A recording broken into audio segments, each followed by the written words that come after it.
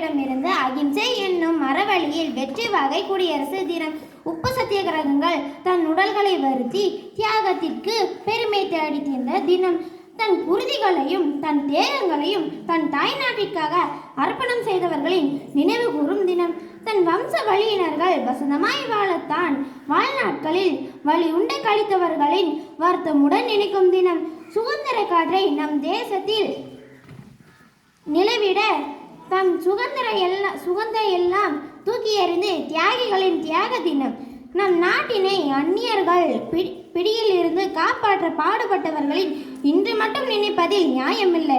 எந்த நோக்கத்திலும் நமக்காக சுதந்திரத்தை வாங்கி தந்தவர்களின் அதை காண்பத்துடன் காத்து கொள்ள வேண்டியது நம் கடமை. சுதந்திர காற்றை சுகமாய் அனுபவிக்கும் நம் சுதந்திரம் கொடி போல் நாமும் நமக்காய் பாடுபட்டவர்களை பாதுகாக்க வேண்டும் என்று கேட்கின்றேன். நாட்டின் நினைக்கும் போது நாட்டிற்காக போராடியவர்களை நினைவு கூறுமாக அதனை பேரையும்